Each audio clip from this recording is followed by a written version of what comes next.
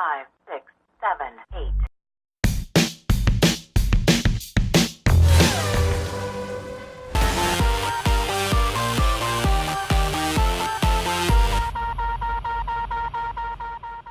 $200. Yeah, let's see how many more we can do.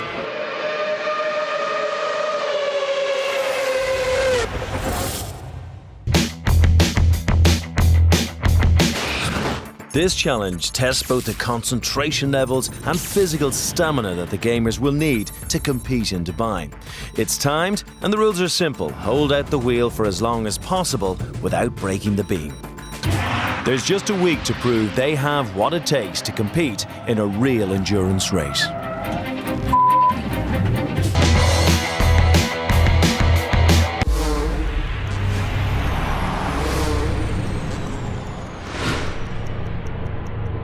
Hello from the 2013 Red Bull X Fighters Dubai, where I have your Swatch Best Moves. 5, 6, 7, 8.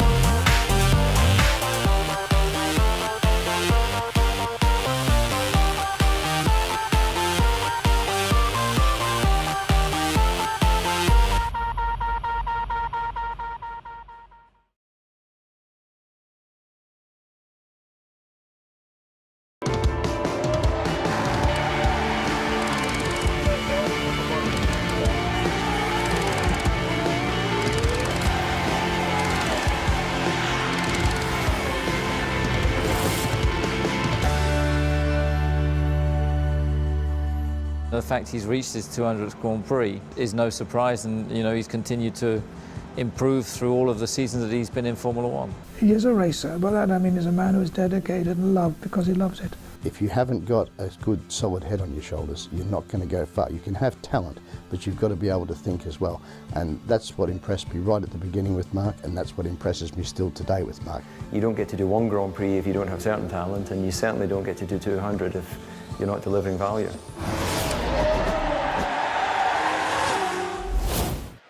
You just know when the special ones come along, and Mark was certainly in that category. The Minardi opportunity come up and there was Stoddy running the team. Straight away I just knew that, you know, we were going to have a good year, but I never in my wildest dreams could imagine what was going to happen in the first race in Australia. Stoddy just said to me on the grid, look mate, if you can get this car home, you know, that'll be an absolute dream for me. So the race started, there's a massive accident, the first corner. All I see on the screen is two Minardis going through. Well, first of all, we had the news that Mark's car was terminal, but as the race developed, Mark's up into 5th place. With 5 laps to go, you're starting to pray, you're starting to think, can this car get home? Got the car to the end, and the response and the reaction from the crowd was obviously very unique. The whole of Albert Park has come to the pit lane. It was just one of those crazy moments in Formula One that will go down in history. And, you know, what a way to start your Formula One career. You can't help but not learn from Frank in the scenario he is in. The other thing that struck me about Mark at the time was he was one of those men for whom Formula One was a passion. It wasn't just a nice thing, I'll do when I'm young and make some money. He was very passionate about it.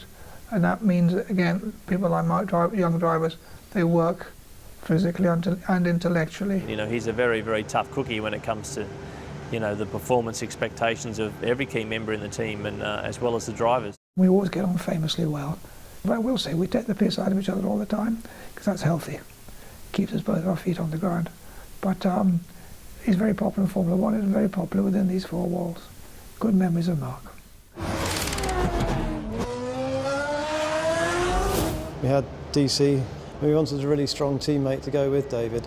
Mark was the obvious choice. Well, he was an immediate candidate because we needed a quick driver, a front-running driver. He was always a much stronger qualifier than I was.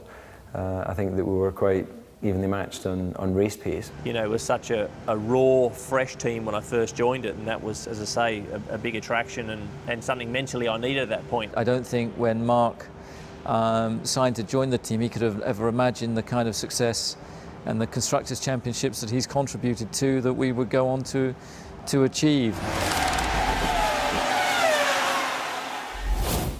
Germany, I was so happy for him, and it was so overdue. You know, it was always, he had the talent, but he didn't have the luck, or he didn't have the car. When he achieved that first win in Germany, I think it was a tribute to not in his driving, but also his contribution to the team. You know, Mark was truly dominant that weekend. Having qualified on the pole, I don't think anything was going to stop him on that day from winning his first Grand Prix, which was great to see. The last 2 or 3 laps, I remember, it was spitting with rain down at turn 7 or down the bottom end of the circuit, and I'm just thinking, like, you know, don't, just nothing else now, just leave me alone, I just want to get this win, please. Also, it was important that it wasn't a jammy win, it was a win that you deserved. Mark achieved what he's got by his own determination and skill. And that there is no doubt he deserves and should receive full recognition of that.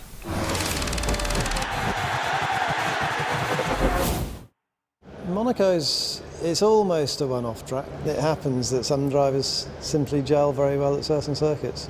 Well, he's always been quick in Monte Carlo. To win the race in 2010 and 2012, you know, is a remarkable strike rate, and I think a race that Mark will be very proud to have on his CV. Joined a nice club of drivers that have won around there in the past, and yeah, so now to have done it twice, it's special. Mark never ever loses his drive and motivation. I think that's the real testament to why he's still going strong at his 200th Grand Prix. I think that part of a sportsman's mind is that you're never 100% satisfied. I mean, we've seen in other sports people like, you know, Ryan Giggs go on for many years because they kept themselves in good shape, because they've they've applied themselves well, and that's exactly the same with Mark. Mark's a sporting hero, he's a legend, and he's going to stay that way.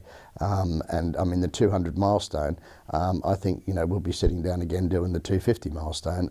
Yeah, but he's had a great career since then, gone on to better and better things. He deserves them fully. Everything he's achieved, he's deserved it. You always want to be 25, mate. I'd still love to be 25 now, but I've got more wisdom now, you know, a little bit wiser in certain areas. I still feel very fit. I still feel hungry. I still enjoy driving the cars. 200, yeah, let's see how many more we can do.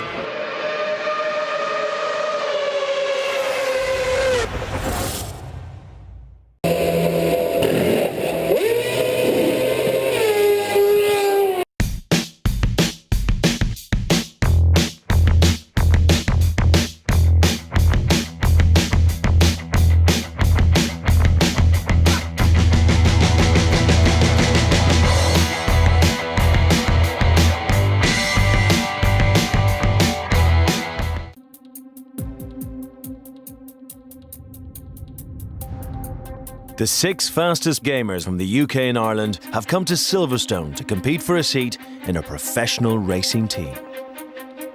They've raced on their consoles, but now they will have to translate those skills to the track. Good morning. It's just after 6 o'clock. Gorgeous start to the day, but it's about to get pretty hellish for all these guys. There's just a week to prove they have what it takes to compete in a real endurance race.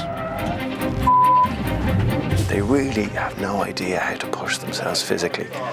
As you can see, no disrespect, but I'm not seeing Mr. Universe in there yet. Thank you, Mark. Skip. I'll be following the gamers as they take on the most grueling physical and mental challenges of their lives. Come on, man. Nearly there.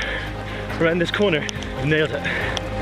They'll be looking to impress former Formula One driver Johnny Herbert and endurance race specialist Rob Barth.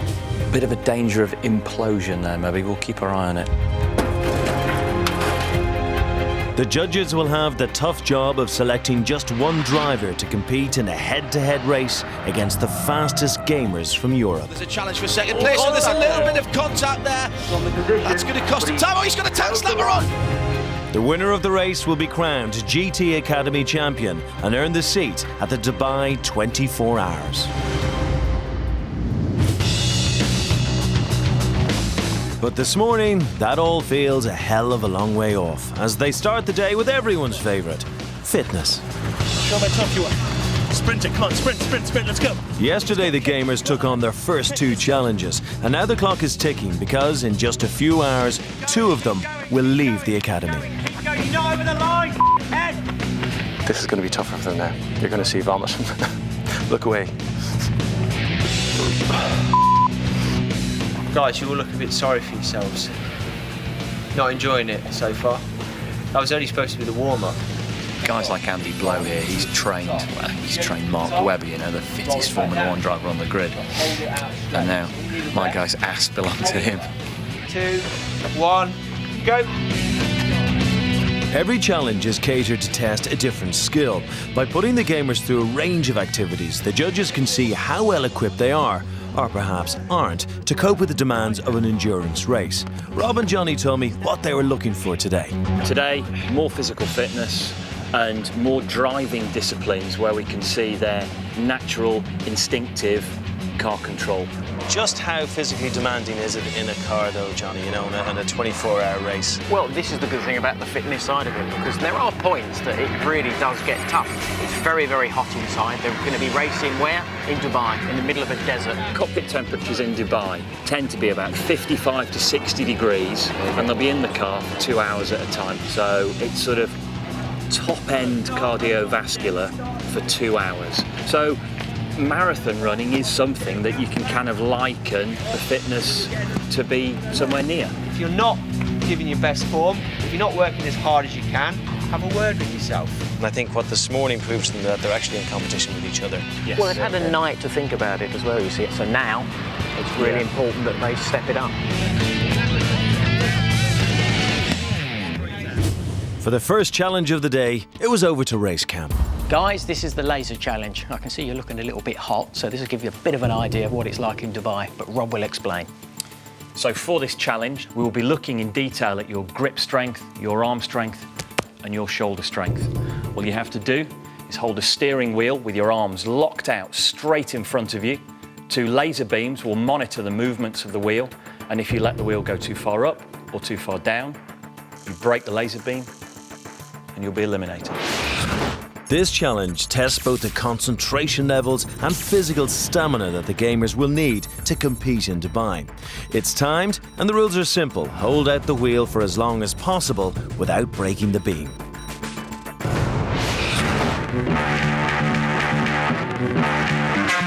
The way the lasers are set up, if the lads move just a couple of millimeters, it's going to go off. Now, in a driving situation, and you're booting down a straight, you twitch just a small amount. What is the effect? Well, the effect is it actually destroys the handling of the car. It makes the car either yaw or roll, and that's really what you're trying to stop, is actually be as smooth as you can so the car doesn't react, because eventually you're just going to fight the car. Now, fighting the car for 24 hours is not fun. The steering wheel itself weighs about 4 kilos, so it's physically quite demanding, and to do it head-to-head against each other in that warm environment would be good. Another odd thing I noticed, the headphones. What's that all about? It's just an on-board recording of a car going around the track, so just another thing to distract their subconscious. First to take on the challenge, it's Danny Glover, Thomas Gibson and Istvan Demesh. Guys, the challenge will start in 3, 2, 1.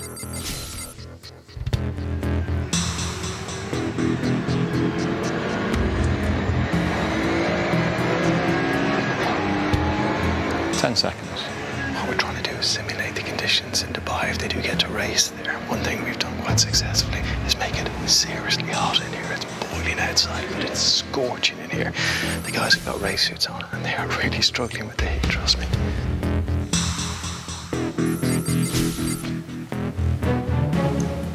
A brief lapse in concentration and Thomas is out after just 39 seconds. Didn't go too well for me. I'd like to have done a lot better than that, that's for sure.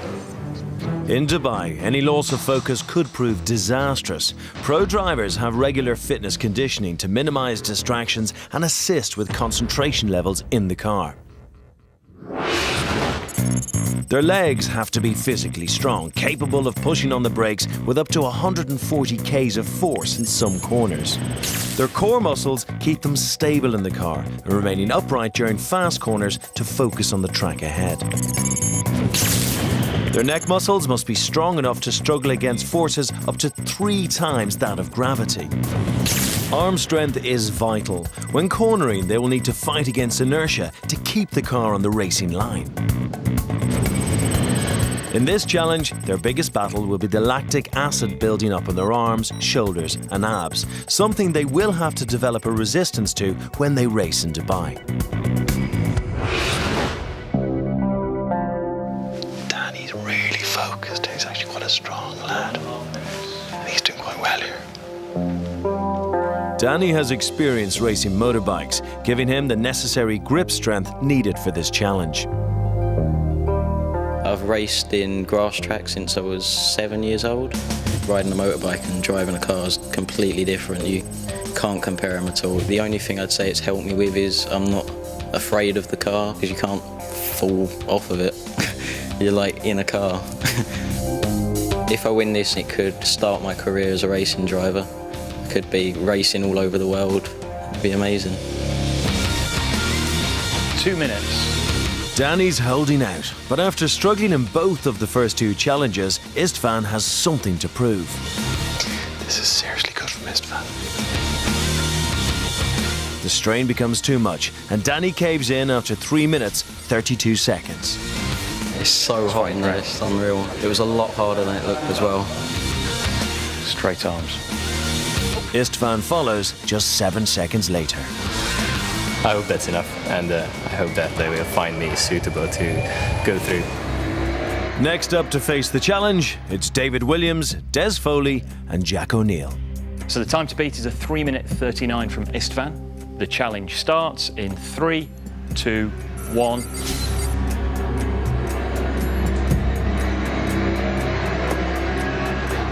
Jack is out in just 6 seconds. 6 seconds. I don't exactly know what happened, but I've got to pick myself up now and, you know, be positive towards the next challenge. But Des and David don't do much better, both breaking the beam in less than a minute. Second man down, 42 seconds. Oh, third man down, 46 seconds. That's not good. That's not good.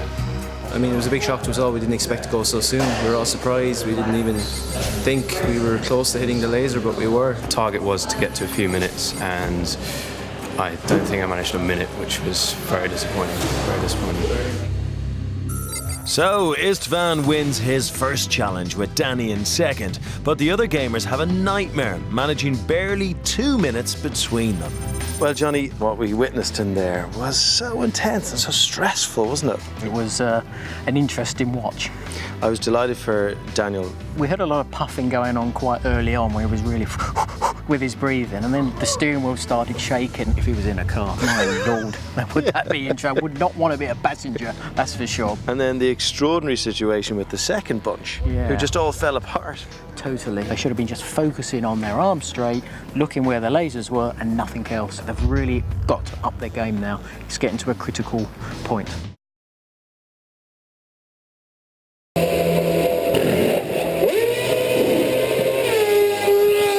5, 6, 7, 8.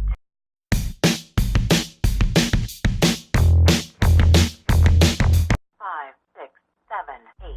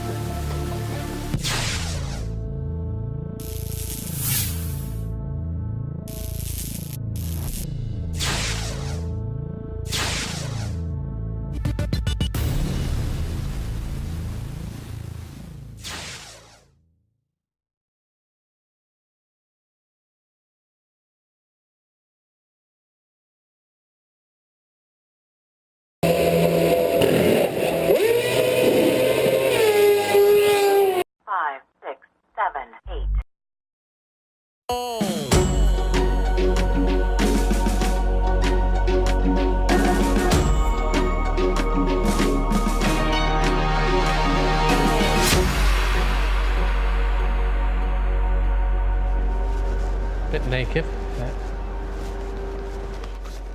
How well do you know your car? Your challenge is to accurately sticker a blank car in the 2013 livery. You will both have one side each of the car to prepare. Good luck. Right, ready? Ready? 3, 2, 1, go. Go.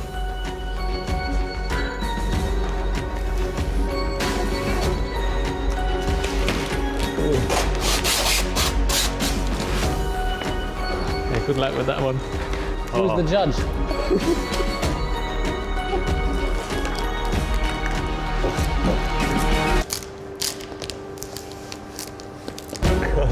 Close. Yeah, that one is a bit mean now because no idea which one comes where. Oh, Seb, this one goes on top of the cockpit, doesn't it? Ah, yes, it does. Okay. The thought was there. Wait, no. Put it on top. Hang on, take this off. Oh, that's harsh. How did they give us this one? Can't get over the aerial. It's got to go there, but we can't put it there. I'm going to make this one up. Beautiful.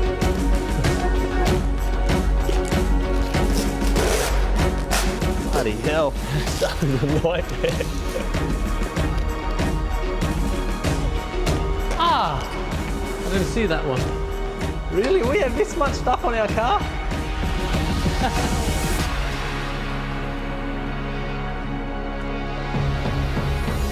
Right, time's up. Oh my God. Okay. Are you happy? No. Bit of a different livery here then. It's pretty okay. We put the base layer on wrong. That should have gone on first. Yeah. We improvised. Adrian's not going to be happy about the front wing. Oh my God.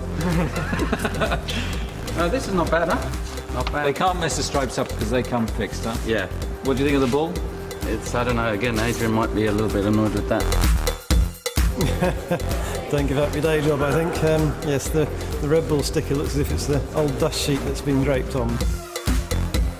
Yeah. What the hell are they? Is that right? No, you guys are just copying each other here. No, we knew it was there somewhere. Look at me, I put Infinity down here. It was there last year. There's not one that's right there apart from Casio. Oh, seriously? There's two. Yeah. Two this year? Yeah, it's always been two. Yeah. Okay, decision time. It's good to see you've both been paying attention to where the logos go on the car. I can see that you take a lot of interest in that. I've not seen a car You got our names right. Yeah, you got the name right. Fairness, you got the name right. Oh, I'd say it's a draw. A draw equally bad? Equally bad. But you can see what's happening at the back is you're obviously watching each other and sticking them both on in the wrong place. Yeah. Look, Mark. Pepe, Casio. I mean, honest, I do know where they all go. Yeah.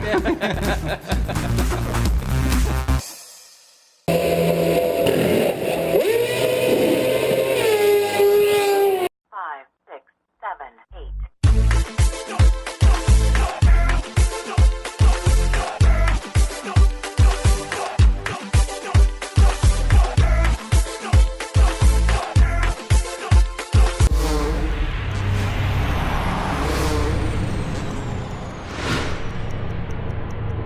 Hello from the 2013 Red Bull X Fighters Dubai, where I have your Swatch Best Moves.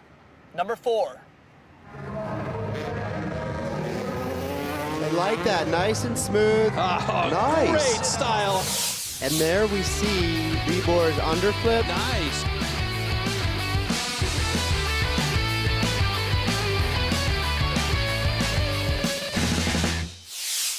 Here's your number 3. There it is, No. the signature trick, the double grab backflip. How would that feel to say your signature trick? It's a double grab backflip. Wow, that was absolutely beautifully executed. Probably the best executed double grab backflip of the evening.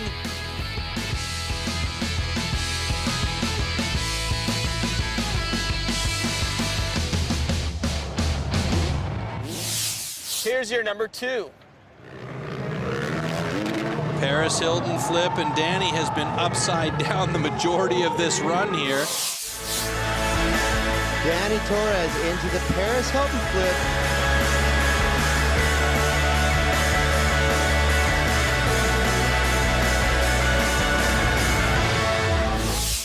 Here's your number 1.